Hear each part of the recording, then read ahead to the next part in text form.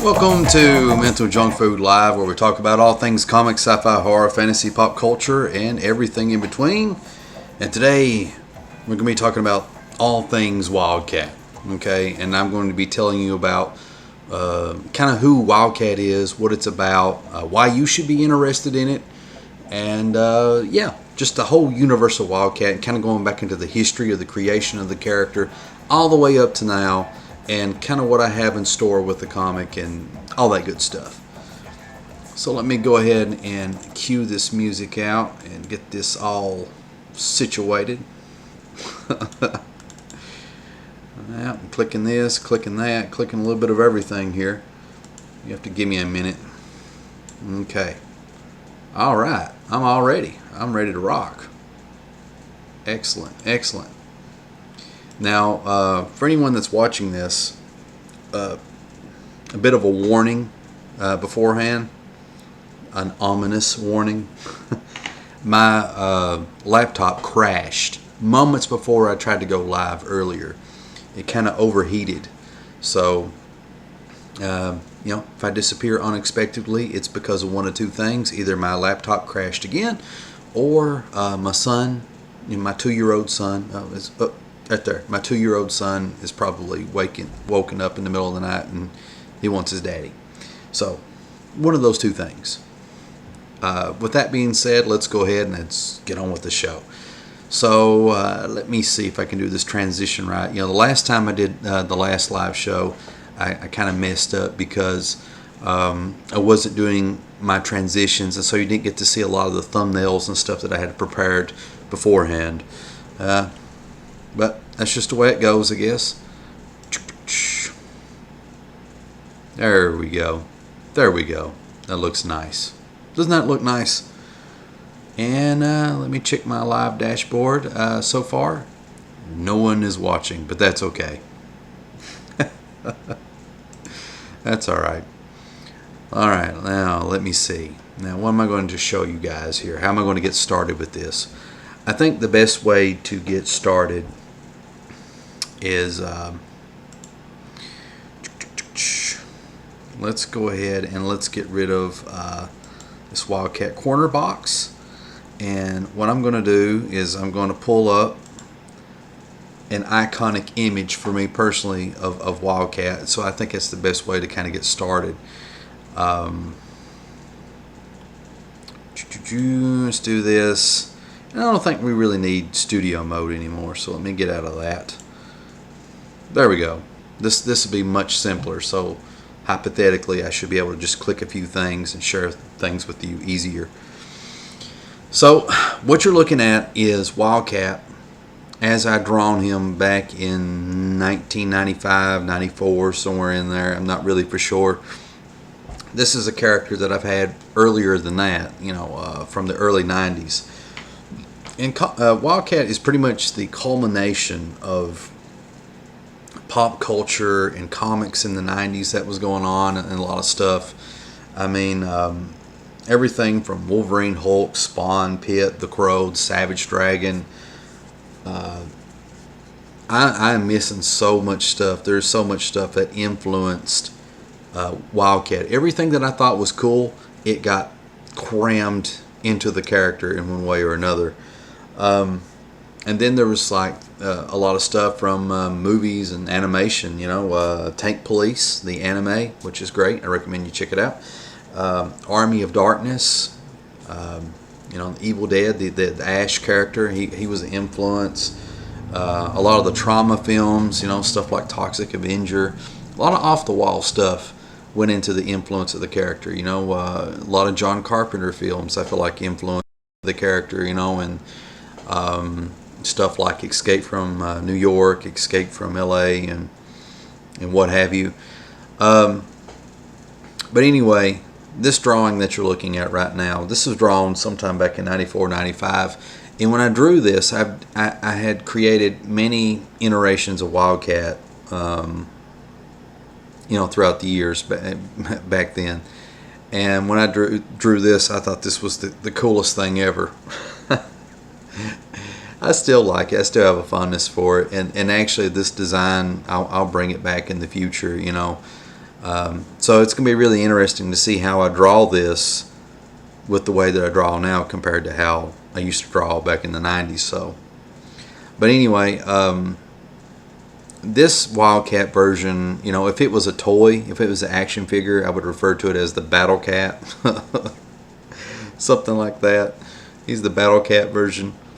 Now these colors and stuff, this is something I did recently. This is the actual pencil work of the original 95 drawing, and I just kind of colored things now and just kind of see what it could have looked like if I had taken the time to color it back in the day. I would have never dared, you know. And the thought never really occurred to me to photocopy anything to color it back then, because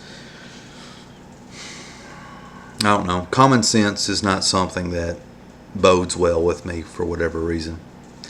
Anyway, so this was the first iteration of the character back in the early 90s that I really liked. And so pretty much this design kind of stayed with me and has morphed over time into a lot of different things. And so eventually, let me get rid of this and change it to something else. Boom.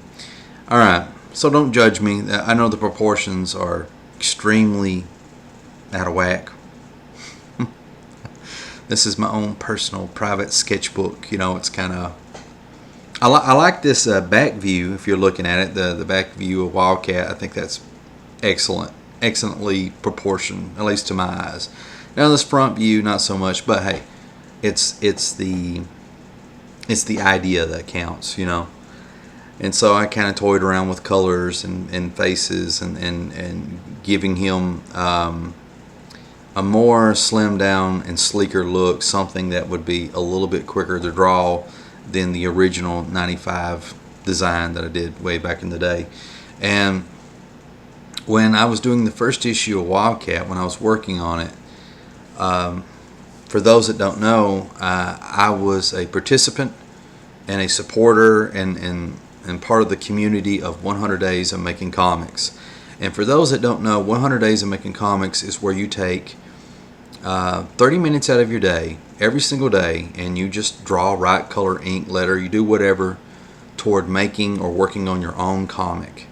And you're supposed to upload a video to YouTube or whatever. The rules are kind of loose, but the idea remains the same. And so you upload a video up so that way people will kind of hold you accountable and kind of cheerlead you as well. And so you do this every single day for 100 days, you know. So that's roughly, I don't know, what is that, 30, 60, 90, it's a little over 3 months, give or take, you know. And so it passes by really quick. And anyway, when I did this challenge, I decided that I was going to work on Wildcat. And out of that was the first issue. That's what came out of that. And as I was working on it, Wildcat kind of changed and evolved from that original 1995 drawing. So again, to show you again, if I can, here, go away, boom.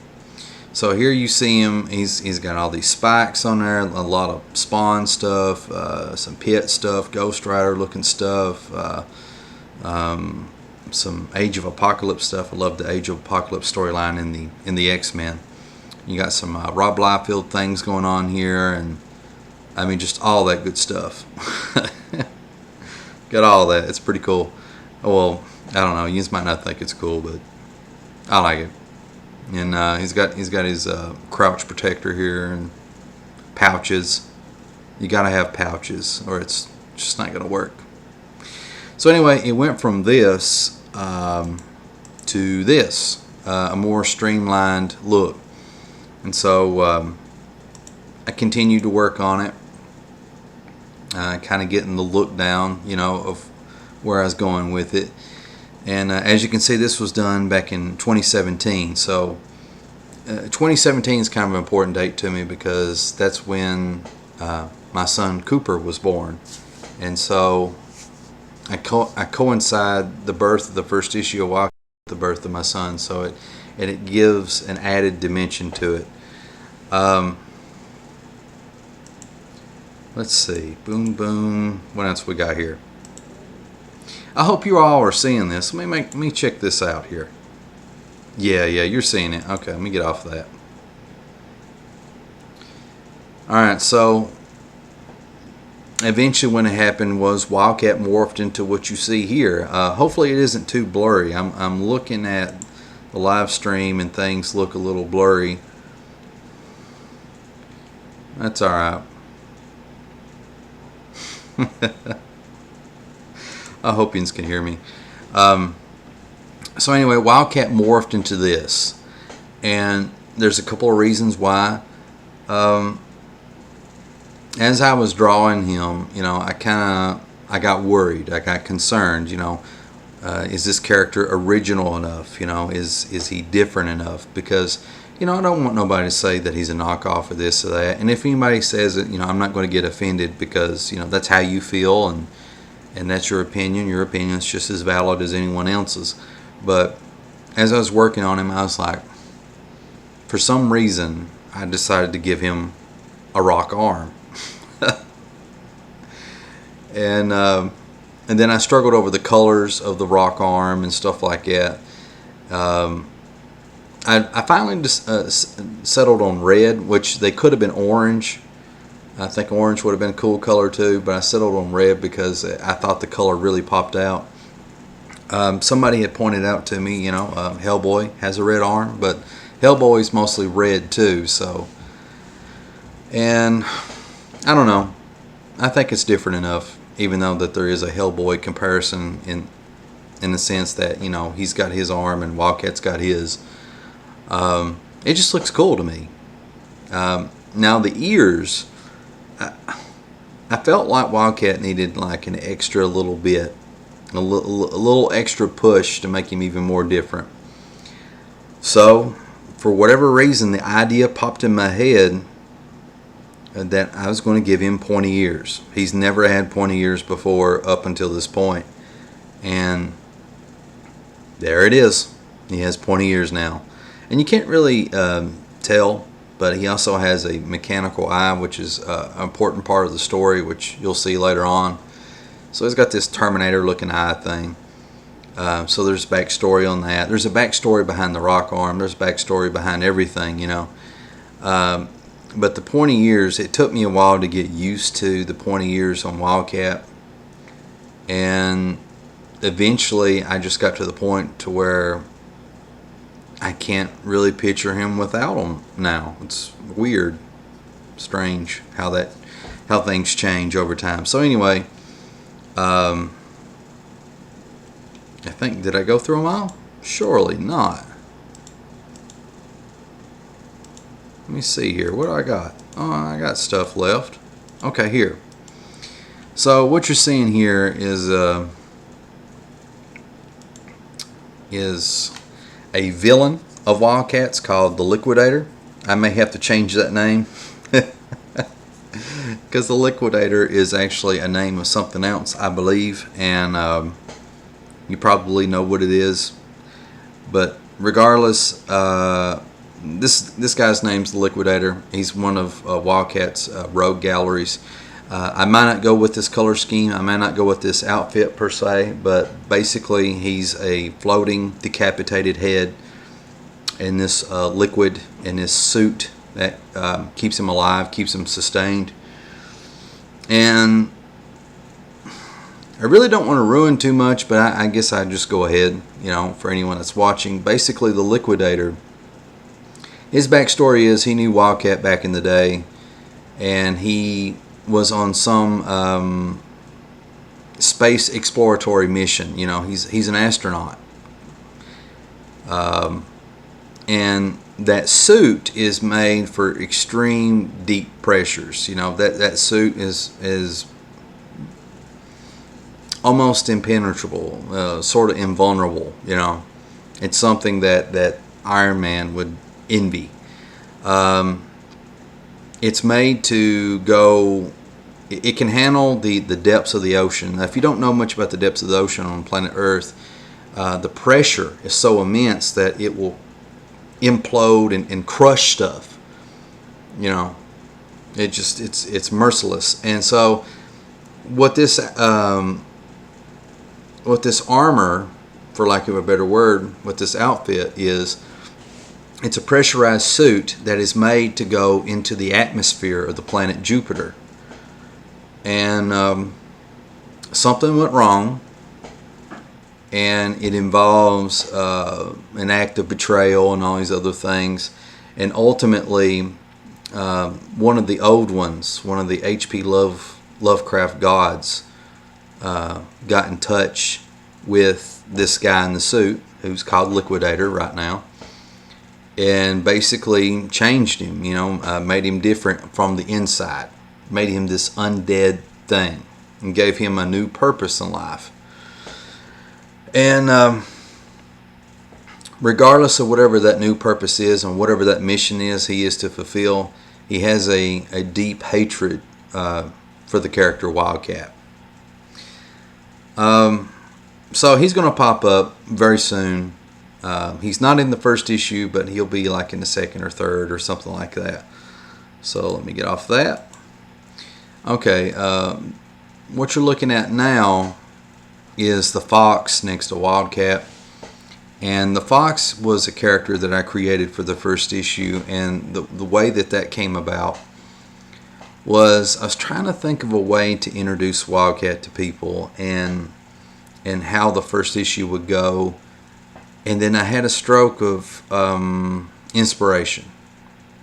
There was somebody that I knew that was kind of a wild child, a hellcat for lack of a better word, and she's into a lot of meanness, a lot of mischief, and plays with a lot of illegal substances.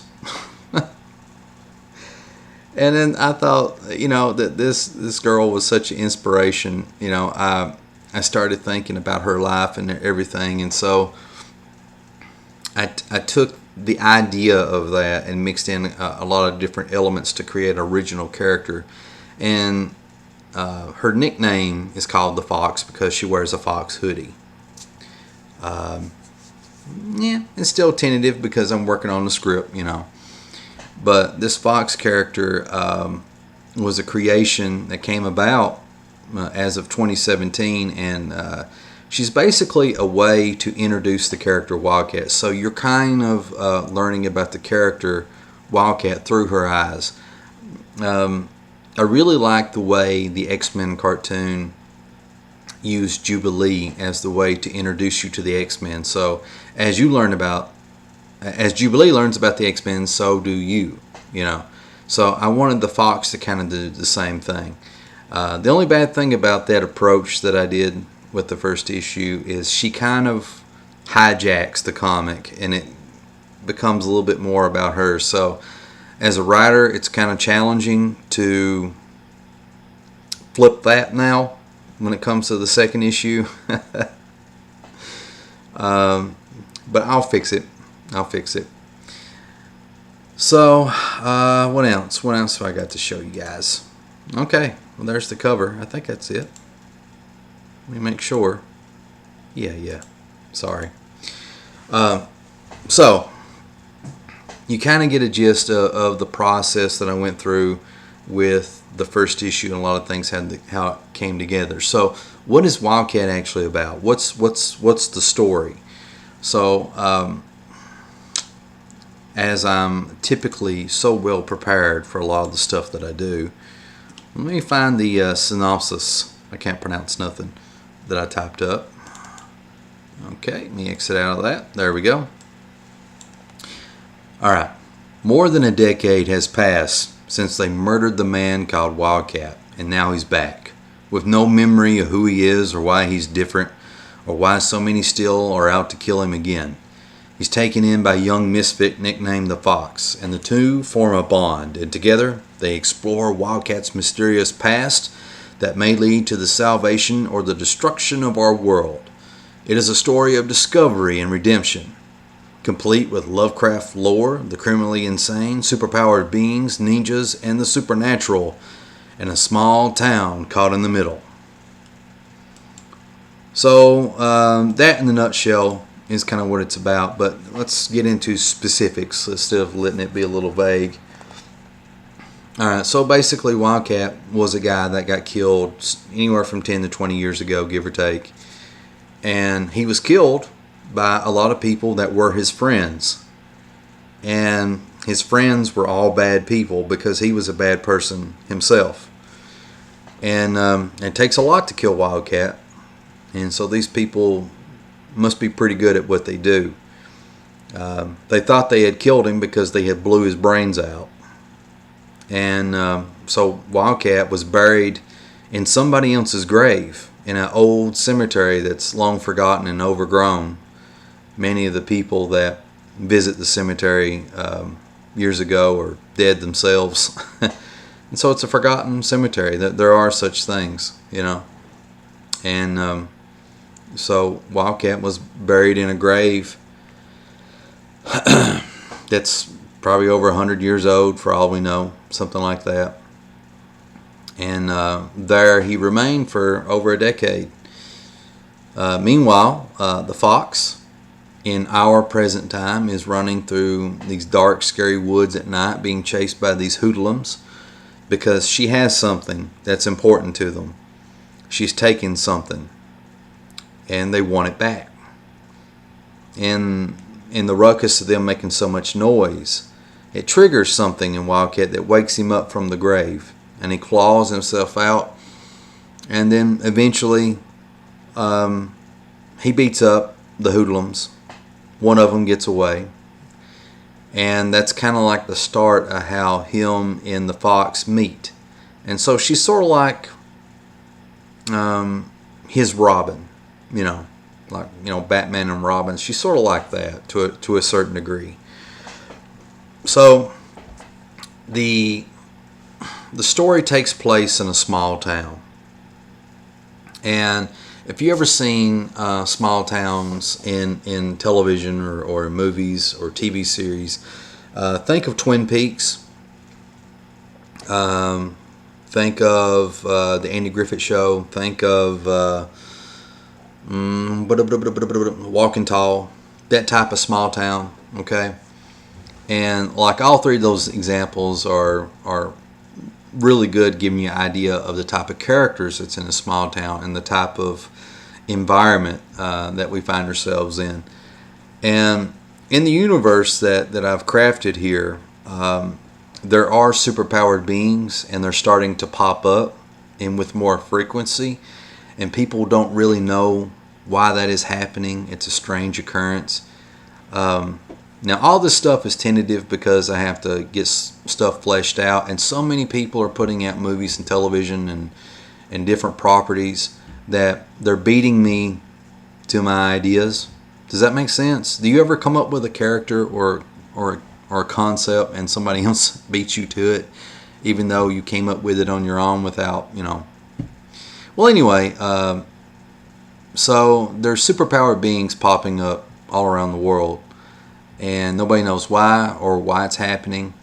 At first, these beings were called the gifted. When I say beings, I mean humans, regular people. And these people were referred to as the gifted. They were believed to be it's a blessing from God. But what ended up happening was a lot of people would misuse their powers for a lot of bad things. People would rob banks. People would kill or murder. The people would rape. Do all kinds of messed up stuff. And so, like the news as it is today that focuses on a lot of bad, messed up stuff, basically the gifted earned a new nickname, which is the cursed, which I was going to make a team of superpowered beings called the cursed as well. So a lot of people in this universe who have superpowers are referred to as the cursed. So it's like a derogatory term. They're also called the damned, which is another tentative title. And so anyway, Wildcat is believed to be one of these superpowered beings, one of these cursed or damned or gifted, whatever word that you want to use. And but no one's really for sure if that is the case or not. Is he of this earth? Is he of another dimension? Is he one of the gifted? Nobody really knows. And adding to the story is the mystery of who he is, because he has no memory of who he is, because he had his brains blowed out. So his brain actually regrew, big chunk of it. He does have some memories, but a lot of who he was and who he is gone. And so essentially he's a new person. But the problem is, even though he is a new person, he still has a past, and a past that he has to answer for. The name Wildcat is essentially a code name, because he was involved in counterintelligence stuff and a lot of wacky doodle things. And so his code name was Wildcat. So they would refer to him sometime as Agent Wildcat and that sort of thing. So that's how he got the name Wildcat. Well, that's part of how he got it. The other part is just the nature of how he acts, and the nature of how he does his business is how he earned the name Wildcat. Let me check the live chat just 1 second, and then I'll come right back to this. Let's see. In the live chat is dead, but that's okay. Let's keep going. Let me get out of this. All right, so where did I leave off at? Okay, Agent Wildcat. So that's what he's called. So the problem is he has a past, and so now there's all these people that's coming out, and they're trying to kill him again, and he doesn't know why people are out to kill him. And this is everything from superpowered beings to otherworldly creatures that answer to the old ones, that are trying to bring him back to something, and he doesn't understand what that is or why that is. To give you an idea of the insanity of what I want to unleash onto the public is, sometime within like a couple issues, I'm going to introduce kamikaze ninjas. Now, kamikaze ninjas are Yakuza. Yakuza, is that how it's pronounced? It's a real thing. Yakuza mobsters in Japan. In this world that I created, people that fail their obligations and don't honor the Yakuza way, they have one way to redeem themselves, and they have to become kamikaze ninjas. So people that have failed and have great debts that they owe to the Yakuza, or how it's pronounced, they have to don these bright yellow looking outfits that you can see from a mile away. And that's on purpose. Where traditional Japanese shinobi have to wear black and have to blend in and have to hide and stuff and for stealth. The idea of a kamikaze ninja is they want you to see that they're coming. It's a tactic of fear, because when a kamikaze ninja comes after you, it's because you're marked for death and they want you to suffer. And these kamikaze ninjas that's going to show up later on, they have chainsaws. So if you can't remember kamikaze ninjas, you can call them chainsaw ninjas that wear bright yellow outfits because they want to be seen.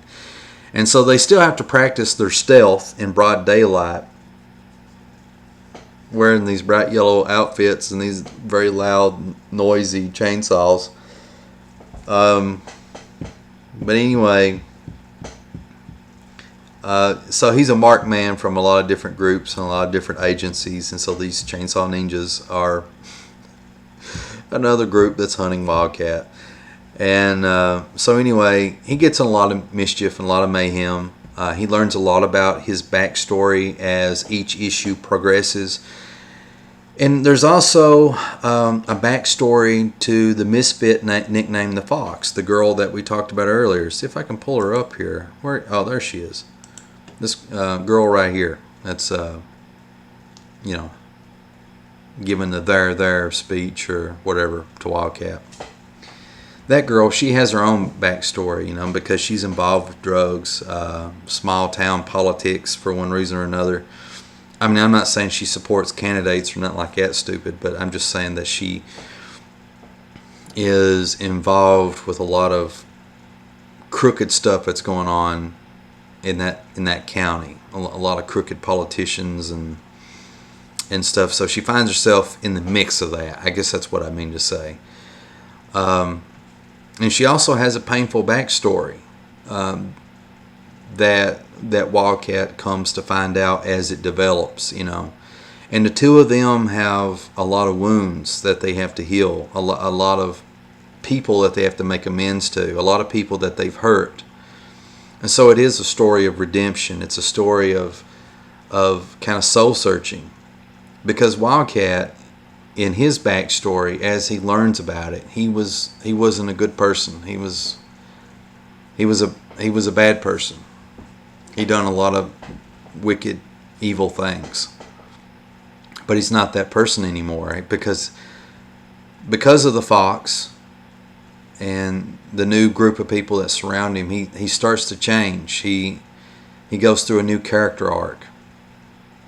And there's people that he had done wrong in his past, that he's stolen from, people that he had beaten, people that he had mistreated, that he begins to make amends for as the series progresses. And I guess a couple of the final things before I wrap it up. A lot of times I tout the H.P. Lovecraft element of Wildcat, which there's a lot of different stuff. And it's hard to put it all together because the way that I have it planned is I'm giving you piece by piece by piece by piece by piece as the series progresses. So I don't want to give away too much too soon. But in this superhero universe that I'm creating, okay, the H.P. Lovecraft mythos plays an important part. It's one big part, but it is an important one. And so there are these old beings, the old ones. They could be, you can see them as extra dimensional beings or aliens or whatever they may be, but they're so beyond comprehension.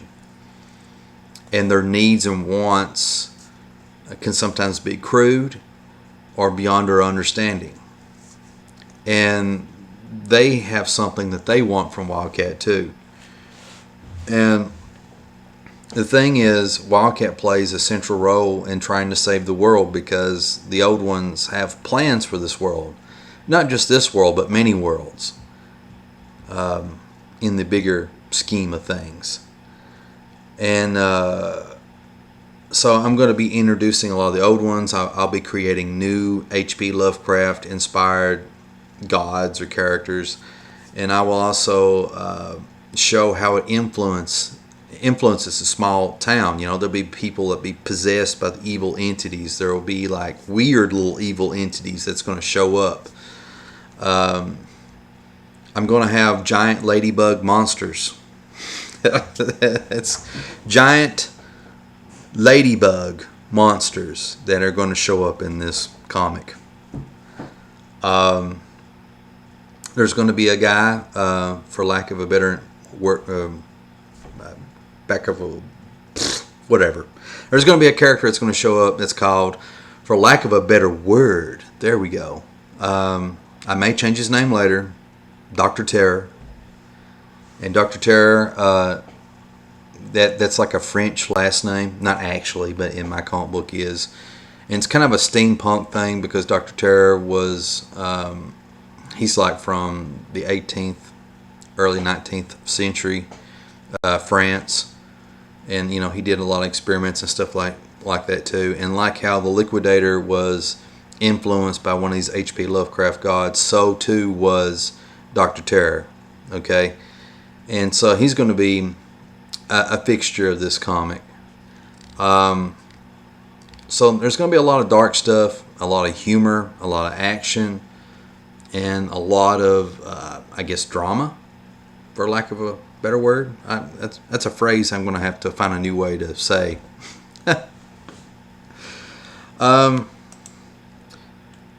Let's see. Oh, I got people in the chat. Very cool, very cool. I appreciate that. So I'm going to answer some of these chat questions and comments. All right. Dave Hingley asked, did Wildcat have his red right hand when he was alive? I'm going to say yeah. That he did on that. But, I could change that because there's still plenty of time to change it because I've only done the first issue so far. But, yeah. Abe Sapien says, hey, CB. Hey, Abe. Cy Burns says, hello there. Dave Hingley also writes, I think your ninjas need a better name than Kamikaze Ninjas. Maybe something poetic like Ghost. Oh, well, maybe. That would be cool.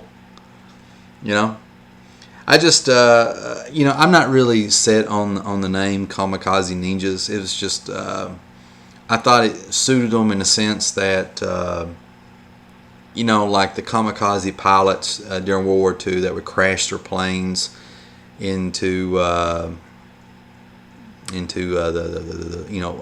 U.S. warships and that sort of thing, and they would yell out "Banzai" or something like that. I can't remember what it was that they yelled out. It's something short for for the emperor or something like that. I don't know. Right now, somebody that's an actual historian or amateur historian's like tearing me to pieces. You don't know nothing, CB. Yeah, you're right, Abe Sapien. Pretty much placeholder names, I'm not really dead set on anything in particular when it comes to names. But I really like the idea that they're noisy and they wear bright costumes and they have to still be stealthy. And the reason that they have to wear ridiculous bright yellow costumes and use chainsaws is that it's a punishment for their previous failure. And so if they cannot succeed in their kamikaze mission, then it's over for them. So they have to commit seppuku, or however it's pronounced. They have to do suicide, ritual suicide, if they fail. So, there's a good chance that they're going to die doing their mission, and there's a good chance that they may die if they fail. So, it's just one of those things. It's interesting. All right, let me get off this live dashboard and look at this. Let me pop up this thing again. So I've been promoting, I guess my last few thoughts is talking about the promotion of Wildcat and how that's going and all this other stuff. I've been promoting it pretty heavy on Twitter and on Facebook, and just like a tiny sliver on Instagram, probably about this much, and about what you see here on YouTube. And I feel like so far Facebook has been the most rewarding, or I don't know if rewarding is the right word, but it's had the best results as far as the Indiegogo campaign. And on Twitter, people seem to be responding well to it on Twitter. And I got the numbers wrote down ahead of time, because if I have a lot of tabs pulled up on the internet, it crashes OBS. This is the the thing that I'm using to record all this with. OBS just crashes and it just like So I had to write down notes beforehand. But currently on Indiegogo, I've got $396, 26% funded with 18 backers. And I'm really humbled by that, because I had a pessimistic, figure in my head. I thought that when I launched this book that at the most I would get about 8 to 10 people. My mother would probably be one of those. And so my pessimistic estimates of how many people would back this book has been exceeded, because instead of 8 to 10, I've actually got 18. And as far as like sales numbers, gosh, I don't know, like I would surprise to get anywhere from $50 to $100. So far I've got 396 of the $1,500 fixed goal that I have. For anyone that's wondering about Indiegogo, the way that you can do it is you can do like this flex goal thing. And with flex goal, that's probably not how it's pronounced or said or whatever. But that's the word I'm going to use. But with flex goal, basically, you can set like what you're shooting for. In my case, $1,500. And if you do not meet that goal, then you still get the money that's been raised by the backers. But the bad thing about that is you might not be able to afford to do that as far as like making your comic or whatever, because if I had like a flex goal thing right now and my campaign failed, which it could, and I only raised $396, that is enough money to cover the cost of, I think, printing and shipping the books to me, as far as I know, depending on the printer that I use and stuff like that. So I think that should cover the cost of getting the book printed and shipped to me. But the problem becomes is I got to ship the book to all of you. So I have to have extra money to ship the book to all of you. And then the money that I was going to use left over was to hire some people to help me out with the second issue, because I have to say, writing, penciling, inking, lettering, coloring, and doing all this stuff, it's very time consuming, and I don't want to spend a lot of time putting these books together. I want to kind of get them exponentially quick. I want to get them put out a lot quicker. I want to get to a point where I can do this monthly, or at least every 2 months. I think that's a reasonable goal, because there's a lot of story that I want to tell, and it's kind of hard to do that. And let's see.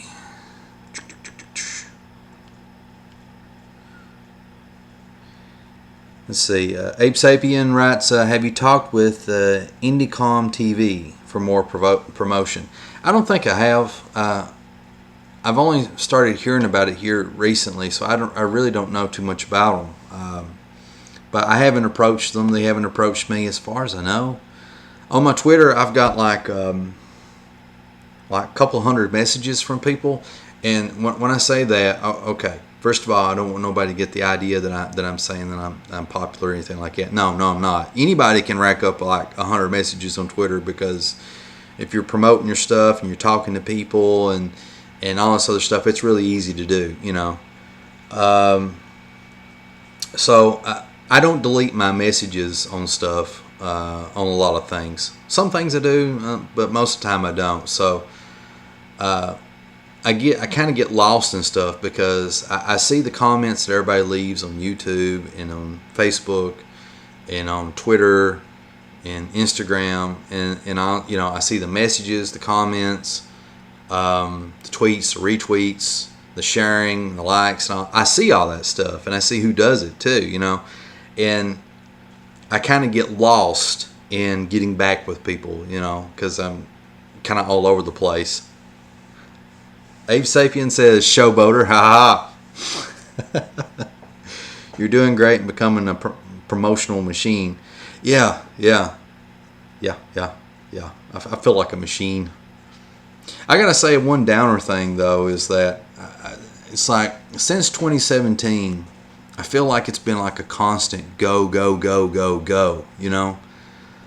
and it's like I feel like I haven't really had time to breathe, because I feel like if I take a second to breathe, I lose momentum. It's like with my YouTube channel, if I'm not constantly uploading videos, I feel like I'm getting behind, because YouTube rewards people that post stuff and put up regular videos, and then the weird thing about YouTube is I never know what people like. There's a topic that I know is like really cool, or at least really cool to me, and nobody watches it. And I'm not directing that toward anybody in the chat or anything like that. I'm just talking about like the broader general audience. And so, most people, a lot of people don't watch it, but then there'll be a topic that I don't really care that much about. That's, mildly interesting to me, and all of a sudden it like blows up big and it gets like 1,000 views. So I just don't know. I don't understand YouTube. I haven't figured it out. And so, there's the YouTube stuff. There's me trying to draw every day, and there's me doing the Twitter stuff, trying to grow it, and I've just reached. I guess the bummer part of this conversation is I've reached a point where I feel like I need a little bit of fun, and it's like I feel like I need a break, That's one of the reasons, like, if I raise enough funds from the Indiegogo, why I was wanting to hire more people to help me get the WILDCAT stuff out, so that way I have more free time,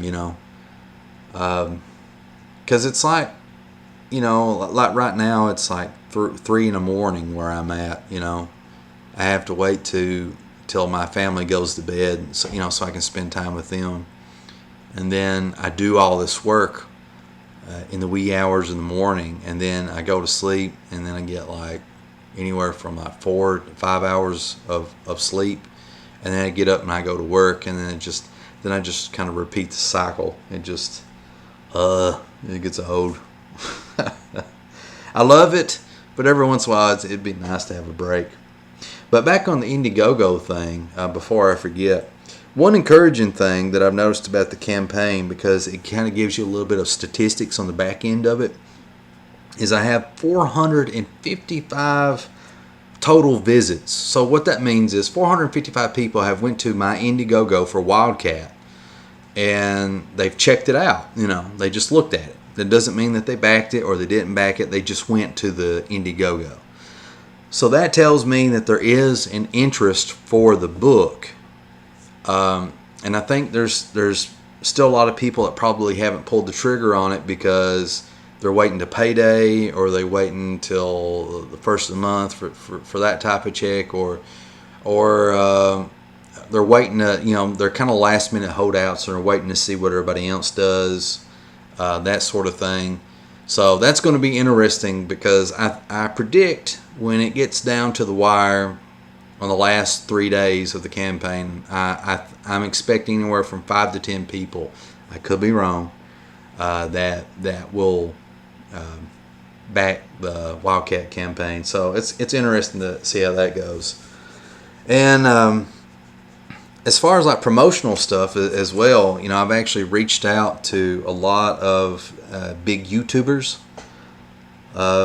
such as EVS, the Umbrella Guy, John Malin, Edwin Boyette,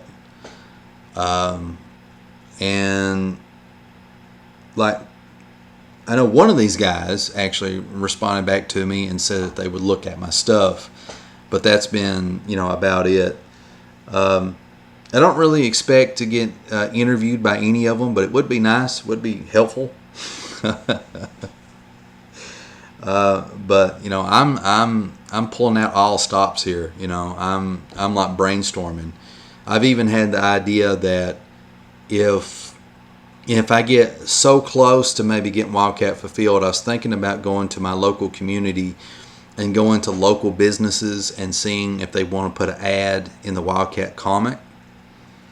And what I would do is I would take that ad money and then just like donate to my own Indiegogo campaign, so that way it becomes fulfilled, so that's another option. And I've also been worried about making sure international backers get their books, because like to ship to, for example, Portugal is like $20. Australia's like, was it $40 or $80? I can't remember. It was a lot of money.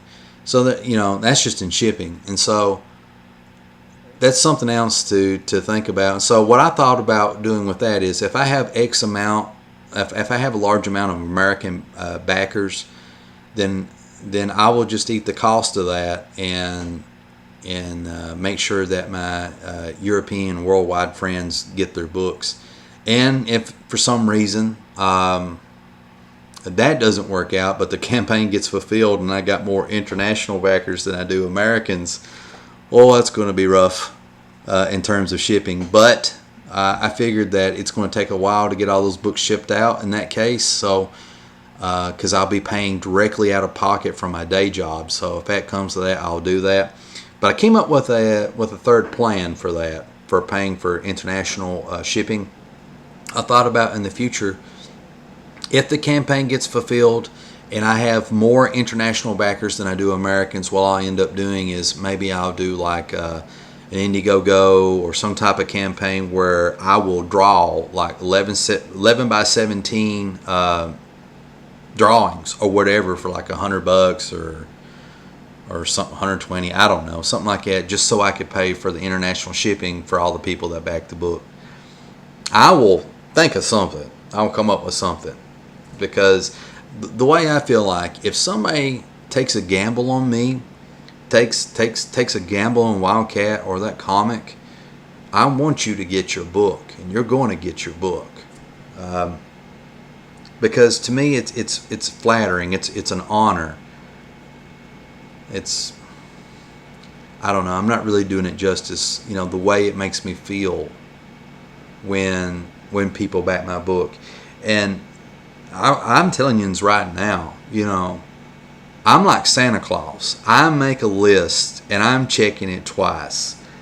It's like, when you back my book, I know who you are and I remember you and I won't forget it. And I mean that in a good way. That sounds like a mobster way. I kind of went into that.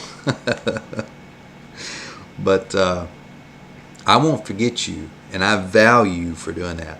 And for the rest of everybody else that aren't able to contribute for one reason or another, even if you like my stuff, even if when I mean like click like on my post and all that other stuff, even if you tweet, retweet, share, any of that stuff, or just give me encouraging words, I want you to know that I see that.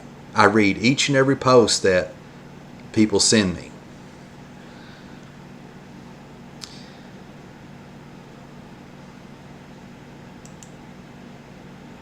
Oh, surely not.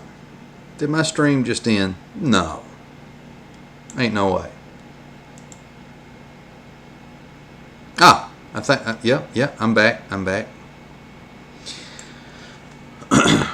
So anyway, I think my stream kind of messed up a little bit there, but I just want to let you know that I see what you do, and I know who does what, and I appreciate all of it. Even the people that don't even do any of that, even the people that just kind of watch silently and then just kind of cheerleading me on, I appreciate that. I can feel the good vibes. I can feel them. But I'm humbled by it. I've got like a very low self-worth when it comes to being an artist and doing what I do. And so when people take their time to back me, support me in one way or another, I remember that. And if you don't believe me, check out the 100th episode of the 100 Days of Making Comics that I did. And I made sure that I took everybody from VidMe and from YouTube and I think Facebook and stuff like that supported me, and I put them in the end credits of the thing because I wanted them to know that I appreciated it. I'm not trying to like toot my own horn or anything like that. I'm just making a point that I'm being sincere is what I'm saying. I'm being sincere when I say that. So anyway, I guess I'm getting ready to wrap it up. Abe writes, overseas is killer. I think Doug TeNapel talked about that. Yeah, that was a really big deal for his campaign. A lot of people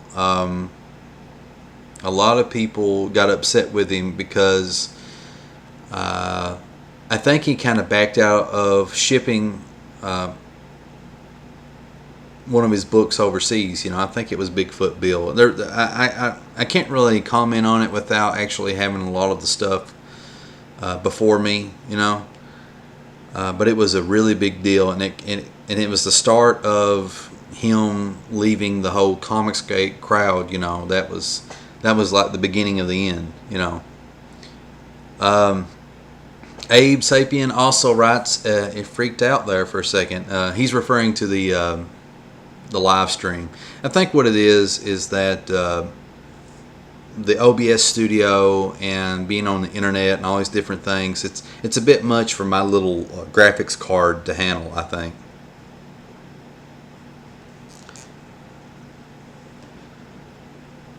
Look at there, it keeps going live and unlive. So yeah, I guess that's pretty much it. So does anybody have any Wildcat questions or anything like that before I go? Doesn't matter, you can ask me questions about anything. Let's see, let's check the chat. Hey Jeff, yeah, I appreciate that. Jeff writes, good to see you streaming, CB. Yeah, it's something I enjoy doing it. The reason I started streaming in the first place was because it's really hard to make these edited videos, and so basically I can just kind of slop things together in a live stream and just kind of get them out there, and I really enjoy making videos. So this for me is kind of like a really good compromise, you know. I never really was much of a DJ back in the day, like a radio disc jockey, but I did love doing it, and so this kind of brings back those old vibes, really. And it's good to hear from you too, Jeff. It seems like I haven't seen much from you here on YouTube, and then I got to see your Instagram post the other day, and I was like, you know, because I'd actually been wondering, you know, where's Jeff? Where's Jeff at? Let's see. Abe says, get some merch of Rocky Pinkies. Rocky Pinkies? Or Ninja Pinkies? Yeah, I definitely need to get some merch. What I need more than anything is to get an audience. That's the hard thing. That's the hardest thing. I guess to wrap it up, I will say that when the whole Indiegogo thing ends, and it could fail, it honestly could, because nobody knows me, nobody knows the Wildcat character or anything like that, and that's fair. And if it fails, yeah, it will hurt the soul just a little. But having said that, I'll take the information that I learned and I'll make sure to pass it on to all of you that haven't done Indiegogo yet, so you can learn from my mistakes. And also I have like a big thing of data that I can look at to kind of gauge what I did wrong. You know, I was going to do some polling and stuff. And when it's all said and done, I have a backup plan in case Wildcat fails the Indiegogo campaign. So the book's going to happen one way or another, you know. Promo things like rabbit's feet. Really? Rabbit's feet? You know, I actually had a wild idea that a while back, that if I had like this Irish character, you know, that had like leprechaun powers, that if I did a book about that, not saying that, you know, it's just a wild idea. I think of crazy stuff all the time, that I would actually go out and pick as many 4-leaf clovers as I could, because I'm pretty good at it, and use those at, you know, I would get them laminated, and I would use those as like perks to the Indiegogo. So that'd be like a high price perk too, because you can't find 4-leaf clovers every day. But that's like if I had a character like that or something like that. Jeff says, you're going to fun, dude. I hope so. I'm kind of skeptical when it comes to myself, you know, because I see other people's Indiegogos that, how can I say this, that I feel are kind of on the same level as me, as artistically, in terms of audience and all this other stuff, or at least I assume so anyway. And then I see like in a couple of days their Indiegogos get fulfilled, and then I look at mine and I'm like, oh man, this ain't looking good. To be honest though, not be honest, but on the positive side, I've actually got more backers than the pessimistic me assumed, you know, because I was expecting, you know, anywhere from 8 to 10 people, but I got 18 backers so far, so that's really, really cool. I was expecting anywhere from $60 to $100. The pessimistic side of me was, and I raised $396, 26% funded. So that's pretty cool.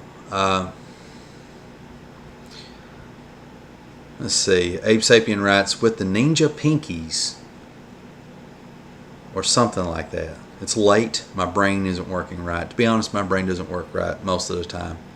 I tell you one thing that annoys me about my brain. It's not really a super related topic, but it seems like the older that I get, which I'm still fairly young guy, but the older that I get, when I'm having conversations with people and I talk about pop culture references, it's like I struggle to think of things and I can't really hold a conversation, you know. For example, you know, if I'm talking about Quentin Tarantino and movies that he makes, for some reason, if I'm trying to talk about the movie Pulp Fiction, I can't think of the name Pulp Fiction. And then if I try to think of the actors in it, I can't say Samuel L. Jackson or John Travolta. I can right now because my brain's just wired correctly. But, you know, it seems like most days anymore, like I'm getting to where I don't know, I need like 20 gallons of ginseng injected in my brain, you know. They say ginseng's supposed to be really good for the brain. I don't know if that's true or not. So I don't know. Whatever. It's a struggle.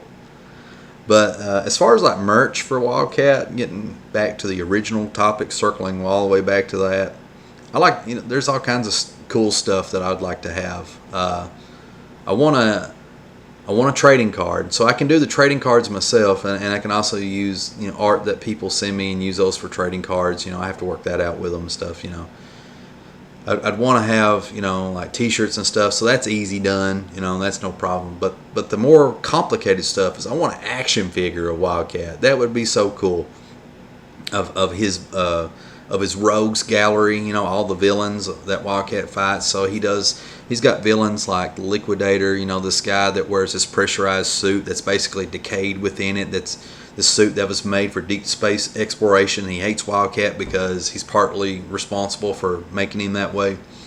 You know, and then Liquidator's two lackeys, Steroid Al, and I'm going to have to change this name probably, but Cactus Jack.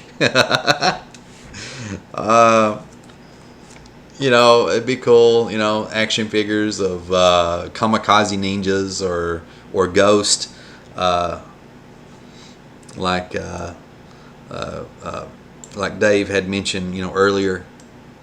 I don't know. A Fox action figure would be awesome. So action figures, and then I thought, like, you know, as far as like the Indiegogo itself, like the perks, I would have loved to got like Sal Buscema, Ron Friends, a lot of guys like that, or just about anybody really that been open to it, you know, like doing a cover of Wildcat. So that would have been awesome to have like an alternate cover, you know, for people to enjoy. But like, you know, kind of getting off track a little bit. I'm losing train of thought, so I'll probably have to end it soon. So anyway, yeah, I guess that's it. And I really appreciate everybody being here with me on the live stream. I kind of wanted to give new viewers and people that's watched this before an idea of what the Wildcat comic book's about, what to expect, kind of like the whole journey everything goes into. And again, I want to thank my backers. I want to thank the people that click like, share, and subscribe, and do all that good stuff, and follow and retweet and tweet and all that good stuff. I don't care what you do, even the smallest stuff I appreciate. I see everything that everybody does on Instagram, Facebook, Twitter, Minds. I don't get on Minds anymore because, I mean, I might in the future, but it's not really paying off for me. But everywhere else, I see what you guys do. And even though I don't comment back right away, even though I don't message back right away, it's not because I'm ignoring you. It's just like I'm a really bad multitasker, and please forgive me. And for anyone that missed it, basically Wildcat is is one of these stories similar to Savage Dragon or Wolverine, a character that can't remember their past. And so you're learning about their past as they learn about it. And it's one of these stories where his past is basically, the character itself could either lead to the doom of our world or the salvation of it. And there's also a story arc about redemption, because he used to be a bad guy. And so as his story arc goes on, he changes and he becomes a better person. And his sidekick, the Fox, she has her own personal story, her own personal demons and people that she has to make right with. So if you're a fan of stuff like X-Files, Twin Peaks, of the classic Walking Tall, I encourage you to watch Walking Tall. For anyone that has not seen it, the original movie. They made like 2 or 3 of them. And the guy who played the lead role in Walking Tall was awesome. He never really went on to do anything, any leading roles that topped what he did in Walking Tall. It's like a series back from the 70s and 80s. I could be wrong. But Walking Tall, if you like stuff like Wolverine, Hulk, Hellboy, I don't know. Just whatever. I can't really think of everything off the top of my head. You'll probably enjoy this book. I got a lot of surprises and twists along the way, and a lot of crazy stuff that I'm going to dish out on the audience. So hopefully for anyone new watching this or anyone that's returning, I hope you can stick with me. I really appreciate you taking the time to watch this and the comment in the chat, because you've really made this stream fun for me, and it's really cool to get to interact with you all. I guess that's it. We've reached the end of the show for real this time. I think I've said everything I got to say. As always, this is CB Smallwood, and I will see you in the next video.